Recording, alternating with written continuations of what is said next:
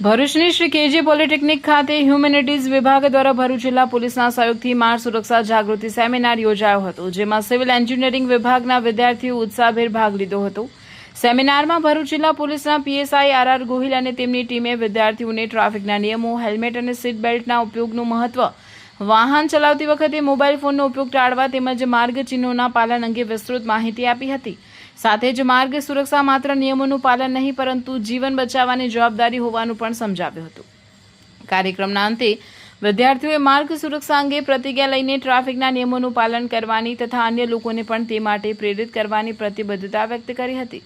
કાર્યક્રમમાં જિલ્લા police traffic brigade સંસ્થાના આચાર્ય, અધ્યાપકો અને મોટી સંખ્યામાં વિદ્યાર્થીઓ હાજર રહ્યા હતા। ત્યારે વ્યક્તિઓને બધું જ છે, આપણી પાસે ઇન્ફ્રાસ્ટ્રક્ચર છે, બધું છે, પણ એક સારા વ્યક્તિ, સારા નાગરિક બનવા માટેની એક સરકારની પહેલ છે અને એની સામે તમને એની ફેસિલિટી આપે છે। તો એના માટે આપણે સારા નાગરિક બનવા માટે શું કરવું પડે? જે કંઈ જરૂરી નિયમો છે એ પાળવા પડે।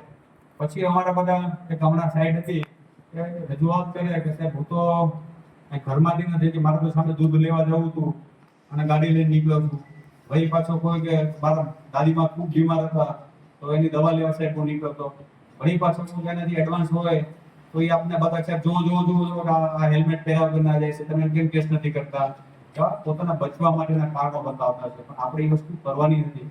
આપણે એક લિમિટ છે કે આપણે એક સાથે બધાને નહીં રોકી શકીએ, પણ તમારે સાદો ને સિમ્પલ નિયમ છે, કાંઈ યાદ નથી રાખવાનું। તમે ગાડી સ્ટાર્ટ કરી અને રોડ ઉપર લઈ ગયા એટલે તમારે હેલ્મેટ પહેરવાનો છે, પછી એમાં કોઈ જ એક્યુઝ આપવાનો નથી અને આપણા માટે પહેરવાનો છે। તમે હેલ્મેટ આપણે પહેરવાનો છે અને તમે બધા તો યુથ છો, બધા બહેનો દીકરીઓ બધી બેઠી છે, તો તમારે તો એક શપથ લઈને તમારે તો કેવું જોઈએ કે હું તો પહેરીશ જ છે, પણ મારા મધર, ફાધર, ભાઈ જે કોઈ તમારા પરિચયમાં છે, મિત્ર, એને પણ હું એને પ્રયત્ન કરીશ ભાઈ તમે જશો તો ફરજિયાત હેલ્મેટ પહેરીને જ જશો, હેલ્મેટ પહેર્યા વગર બહાર જશો નહીં।